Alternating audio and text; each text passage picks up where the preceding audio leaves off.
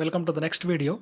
In the previous video, we talked about nominal pi model of medium transmission line.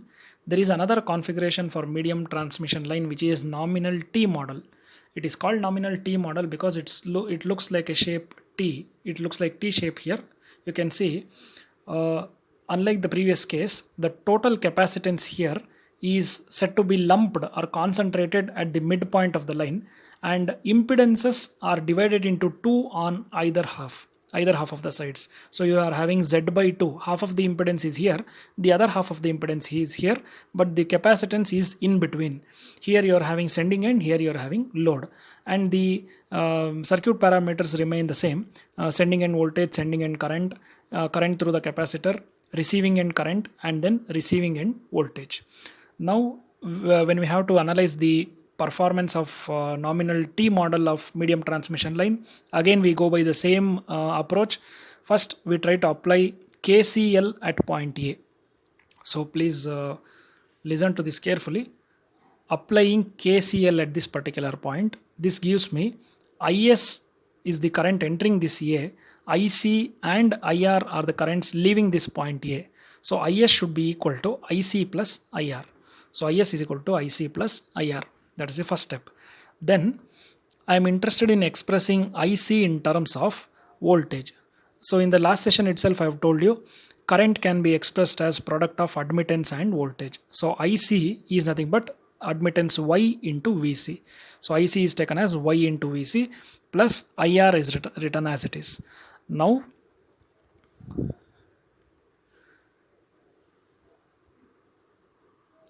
I need to write the expression for VC. For writing the expression for VC, I'll be using KVL in this loop. So if I use KVL here, this VC is equal to voltage across this impedance plus voltage across the load, which is VR.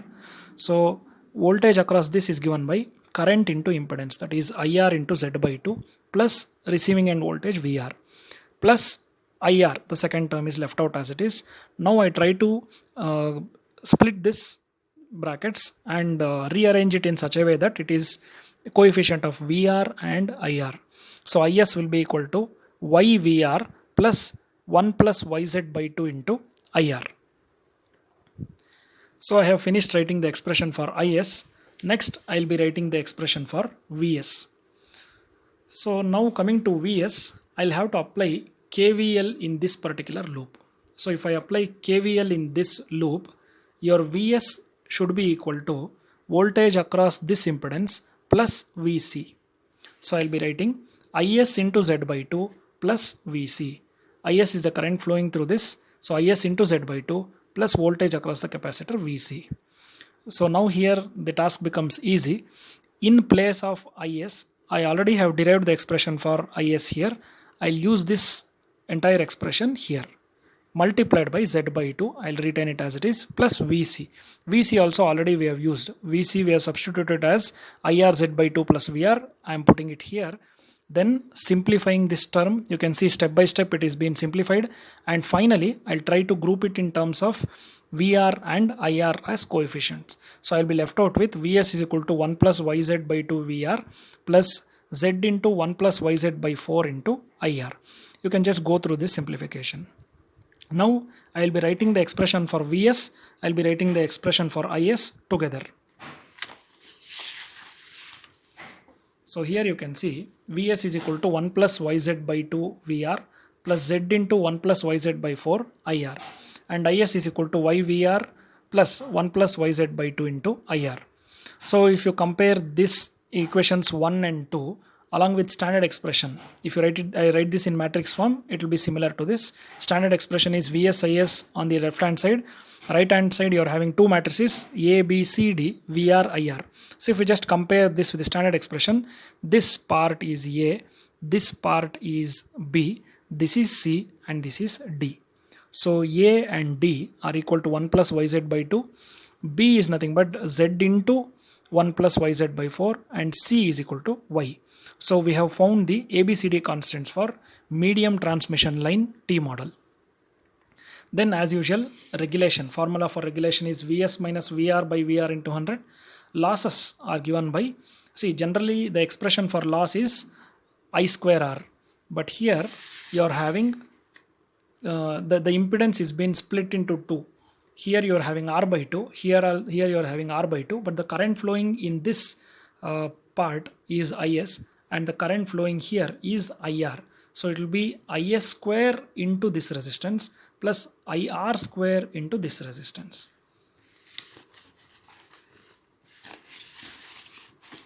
So you have IR square R by 2 plus IS square R by 2 as the losses.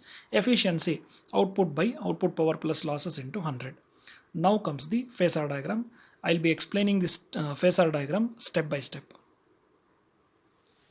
So coming to the phasor diagram, initially you can see A, B, C, D. I have taken 4 steps to explain the entire phasor diagram for you. First, I'll be taking receiving end voltage VR as reference, and repeatedly I'm telling you, if it's a phasor diagram, you'll have to represent all the voltages and currents in that particular circuit. So first I'll be taking VR as reference over here, and then since the load happens to be lagging in nature, I'll take IR to be lagging VR by some angle phi r.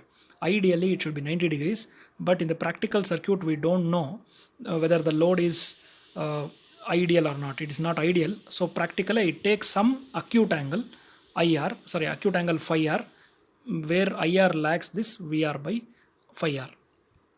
Next, we have represented VR, we have represented IR. So after representing VR and IR, next I am interested in expressing the voltage across this impedance. So always remember, since you are having a resistor here, current through the resistor and voltage across the resistor will be in phase. So in the next diagram B, you can see VR, IR, phi r has been retained as it is. To continue, I have taken the same vector IR at this particular point. So if you draw it parallel, it's the same. So IR I have got it here. Now current and voltage through a resistor will be in phase. So IR into R by 2 represents voltage across this particular resistor, and IR is nothing but the current. So both are in phase. So this vector is the same, IR and IR R by 2. Then when it comes to the inductor, current lags the voltage by 90 degrees ideally. R voltage leads the current by 90 degrees. So I have represented IR into X by 2, which is voltage, which is leading this current by 90 degrees. So I have now represented voltage across the resistor and voltage across the inductor. Next, let us go to step C. So in step C, now you know that voltage across this impedance plus voltage across the load, if you add these two, you should be getting VC. So here I have VR, I have IRR by 2, I have IRX by 2. If you take the resultant of this, that is nothing but VC, because if you take the resultant of IRR by 2, IRX by 2, you get VR. You get voltage across the impedance. This one added with VR should give you VC. So I have represented VC over here. Once I know VC, I can talk about IC. Since it's a capacitor involved here, current leads the voltage by 90 degrees ideally. So I have VC here. I'll be representing IC at an angle 90 degree with respect to VC. So I have finished with first loop here. Then let us go to D. So next, coming to the continuation here, since I have finished with IC, already I have the current IR. If I apply KCL at this point, if I add IC and IR, I should be getting IS. So that's the first thing that I'll be doing here. So you can see IC is here, and you're having IR. IR is here. IC and IR, if you add, the resultant is IS that you can see here. So now I have got IS. So once I have got IS, it will be easy for me to represent the voltage across this resistor and voltage across the inductor. Voltage across the resistor, of course, should be in phase with IS since it's a resistor. But here, since it is an inductor, this current should lag the voltage by 90 degrees. So first what I'll do is, whatever IS I've got here, I'll be taking that at this particular point. At the resultant end, I'll be taking a line parallel to this IS so that same IS is available here. So similar to what we have done earlier, current vector is IS, voltage vector also will be the same because current and voltage will be in phase through a resistor. So IS and ISR by 2. ISR by 2 is the voltage across resistor. That will be on the same vector. And since you are having an inductor here, current lags the voltage, or voltage leads the current by 90 degrees. So ISX by 2, which is voltage across inductor, is leading your IS by 90 degrees. So this is done. Now I have VC, I have the voltage across this impedance. These two voltages, if you add, you should be getting Vs. So here you are having VC, this one, and ISR by 2, ISX by 2 resultant, if you take, that is nothing but voltage across the impedance. If you add them, you should be getting the resultant Vs. And this completes the phasor diagram for nominal T model medium transmission line. Now let us start with long transmission line. So far we have completed short transmission line and medium transmission line. Now we'll go to long transmission line. So before going into the actual circuit, you have to understand a simple concept. Long transmission line, as I told you earlier, will be greater than 250 kilometers. Then only it is called long transmission line. And since long transmission line in a long transmission line is based on distributed parameter system, the analysis method or approach will change here. So to understand that clearly, what we have done here is, you can see this small shaded portion, whatever you can see here, this is the transmission line. And don't think this is the entire transmission line. This is a part or a section of transmission line. It is not the entire line, it is a part of the line. And its length, I have called it as delta x. I have assumed the length of the part of the transmission line as delta x. See here, section of line of length delta x. Now, the receiving end is over here. You can see a bus here and you can see the load. So from here the power gets distributed. But I have not taken the transmission line from this point to this point. I have taken only somewhere in the middle, some section of the line has been taken. So I am trying to locate this particular end of the transmission line from the receiving end. So you can understand that the end point of the transmission line is located at a distance of x from the receiving end. Receiving end is the end from where it is connected to the load or consumer. So I am assuming that distance as x.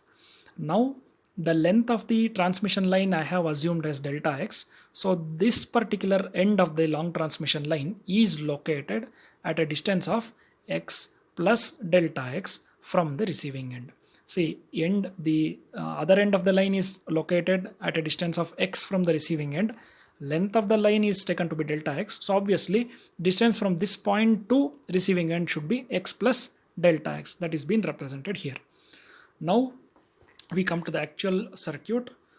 First of all, from the generalized model, you are left out with R, you are left out with L, series impedance, and you are left out with shunt capacitance. Similar to what we did in medium transmission line, since here also the charging current is maximum, the charging current is high, you cannot neglect the shunt capacitance. So over here, see, impedance, I'll take it as Z into delta X, because I'm not, see, Z is nothing but impedance per unit length, and the length of the transmission line I've assumed it as delta X. So impedance per unit length multiplied by the length will give me actual impedance, that is Z into delta X. And the most important thing you should understand here is, I have mentioned this particular ends, the voltage across this end as V of X, that is voltage at a point on the transmission line located at a distance of x from the receiving end. See, the same transmission line what you can see here is being written in the form of a circuit. So this end is being represented by these two terminals, and this end is represented by these two terminals. So I'm not writing this as VR, because this is not the receiving end. This is the voltage across the terminals of the transmission line, which is located at a distance of x from the load. So it is V of x. Similarly, I of x, because it is the current flowing through the transmission line to a point which is located at a distance of x from the receiving end. Similarly, here these two terminals are nothing but this end. So obviously it will be V of x plus delta x. This end E is referred to as voltage at a distance of x plus delta x from the receiving end. So I write it as V of x plus delta x. Here I'll write it as I of x plus delta x. Unlike the other cases where I used to write VSIS, VRIR. But here I cannot write so because receiving end is located far away. Only a part of the line is taken. And Y into delta x, admittance per unit length multiplied by the actual length. This will give me the effective admittance of this particular capacitance. Okay, now let us go to the let us find out the ABCD constants. Please observe this carefully. This is a lengthy derivation, so let us go step by step. So this is the same circuit which I explained till now. First we'll be applying KVL in loop number 1. So if we apply KVL here, this voltage Z delta x multiplied by the current plus V of x should give you voltage across this capacitor. Voltage across this capacitor is nothing but V of x plus delta x. Here also you are having V of x plus delta x. This is equal to Z into delta x Ix plus V of x. So same thing is written here. Z delta x Ix plus Vx minus V of x plus delta x is equal to 0. Or in other words, V of x plus delta x is equal to Vx plus Z delta x into Ix. Rearranging that expression, I have V of x plus delta x minus Vx divided by delta x is equal to Z into I of x. I'll call it as equation number 1. Now I'll apply KCL at point A or node A. So if I apply KCL here, current entering this node should be equal to current flowing through this capacitor plus remaining current that is flowing from this point. So current that is entering here is I of x plus delta x, and the current that is going here is I of x, and remaining current is set to flow here. So I have to write that expression. So here I of x plus delta x should be equal to I of x plus, see, the current that is flowing through this, I am trying to write that in terms of voltage and admittance. So voltage across this is V of x plus delta x. This multiplied by Y into delta x will give me the current flowing through this. This plus Ix should give me I of x plus delta x. So same thing I am writing here. I of x plus delta x plus is equal to Ix plus V of x plus delta x into Y delta x. Rearrange this.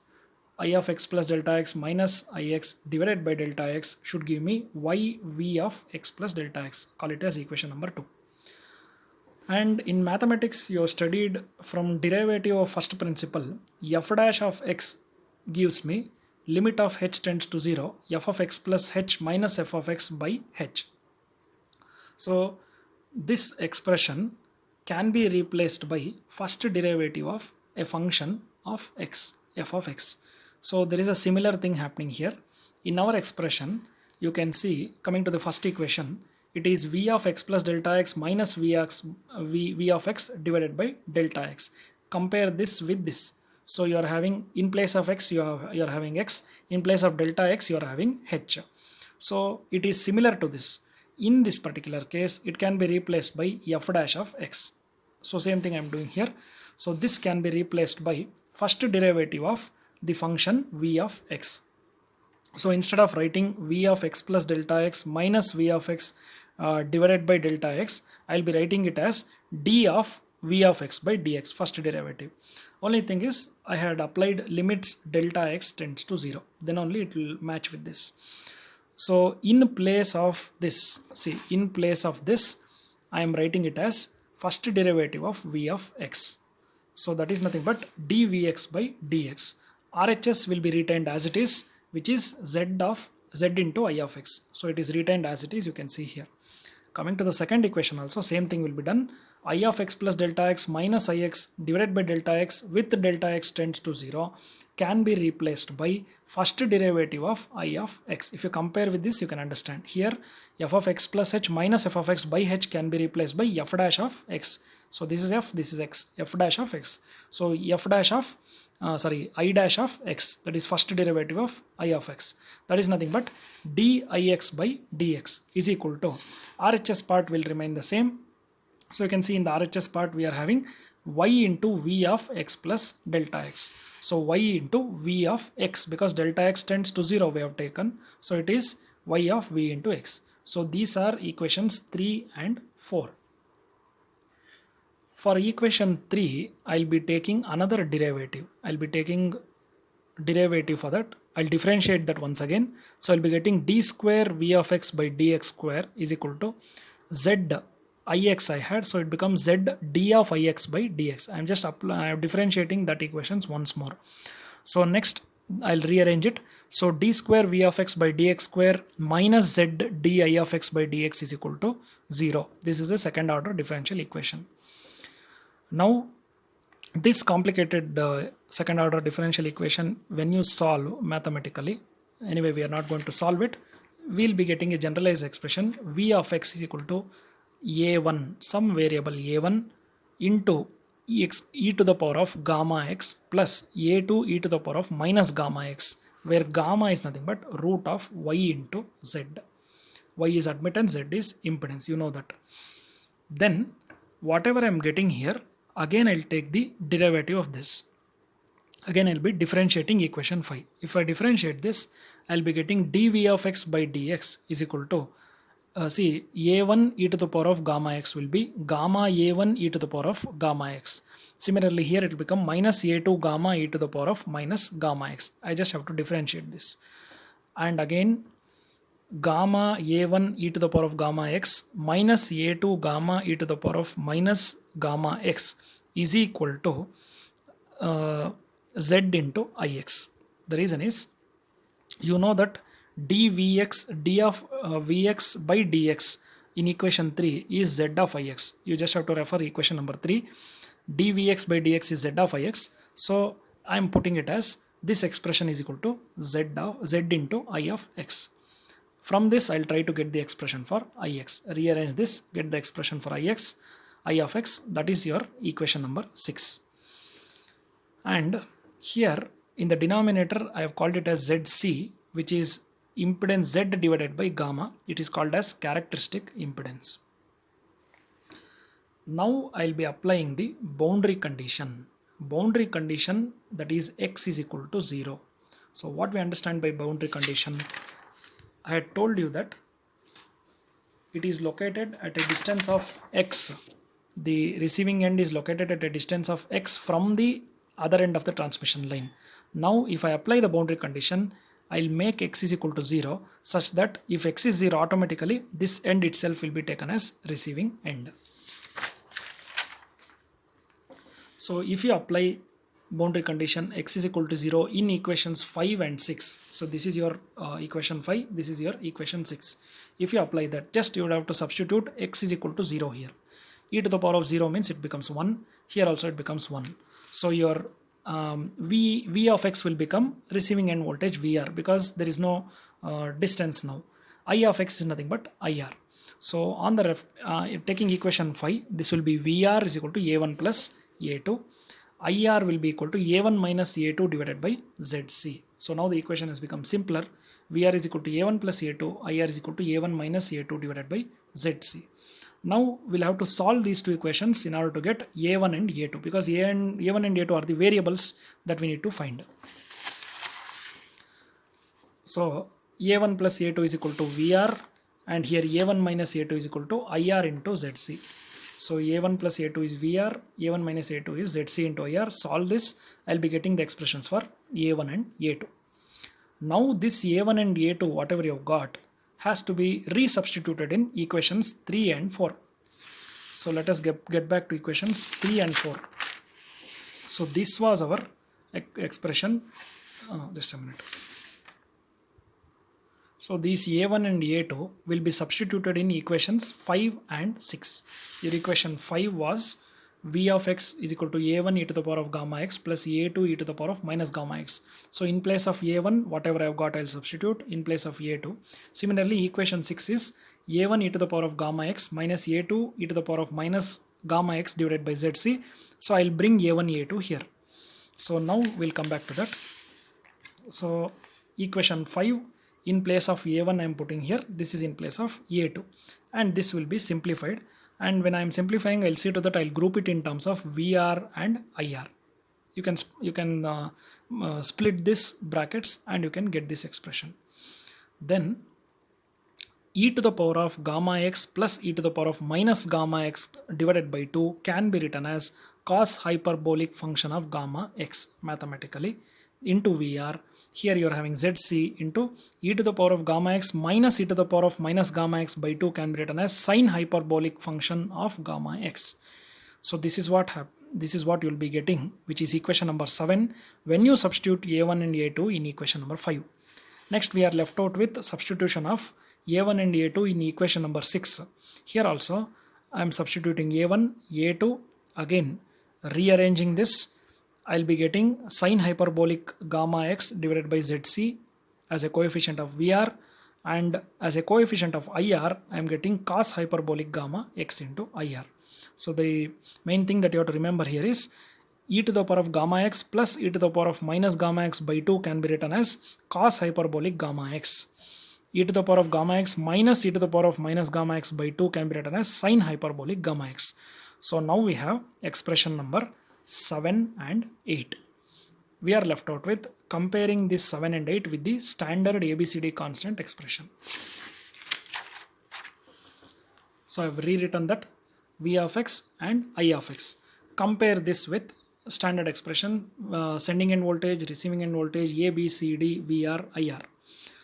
So now we are going to consider x is equal to length of the line. If x becomes length of the line, obviously LHS part V of x can be written as Vs and this can be written as Is. So these two become comparable. When you compare this is A, this is B, that is coefficient of VR is A, coefficient of IR is B, coefficient of VR in the second expression is C, and this is D. Just blindly compare this and this. Sorry, this one and this one. If you compare, you will be getting A, B, C, D. So your A and D are same as cos hyperbolic function of gamma L. See, in place of x, I am writing it as L, which is the length of the line. And your B is ZC sine hyperbolic gamma L, and C is sine 1 by ZC sine hyperbolic gamma L. And AD minus BC is equal to 1 for any two-port network. So this completes the analysis of long transmission line. As the name says, the derivation is also quite long. Step by step, you'll have to write and practice it. The last topic from module 3 is Ferranti effect. See, Ferranti effect, whatever has to be explained in the examination, I've given you in detail over here in the notes. So to explain Ferranti effect in simple terms, see, generally whenever you take power transmission, whatever power gets generated at some voltage level at the sending end near the generation, same voltage most of the times will not be available at the receiving end near the load side. Generally it will be less than whatever, see, receiving end voltage will always be less than the sending end voltage. This is the normal tendency. But in case of there is a special case which is lightly loaded condition. That is, at the receiving end the load will be lightly loaded, in the sense it will be less inductive.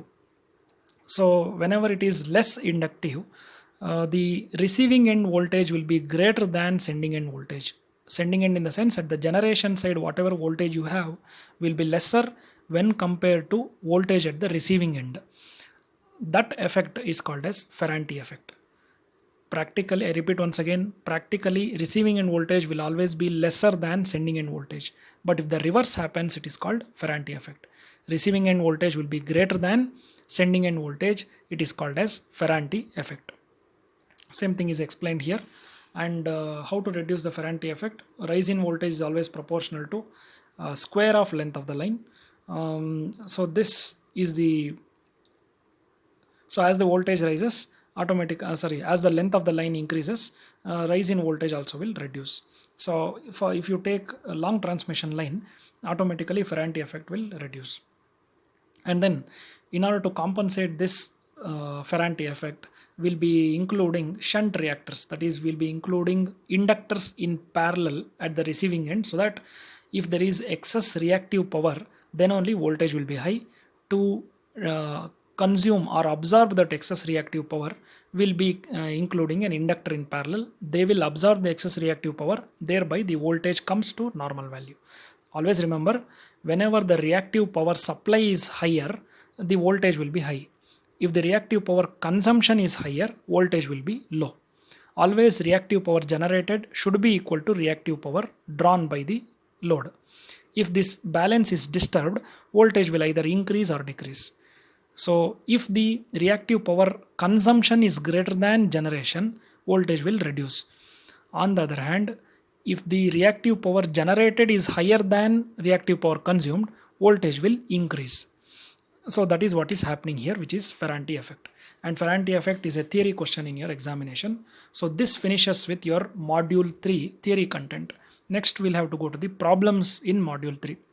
Again, when it comes to problems, we'll have to deal with problems on short line, medium line and long line. In the examination, you are expected with other than problems, when it comes to theory content, you should explain short transmission line, medium line, long line. Whatever derivations we have seen right now, you'll have to practice it and write it. This is what is expected in module 3. In the next video, I'll deal with problems on module 3.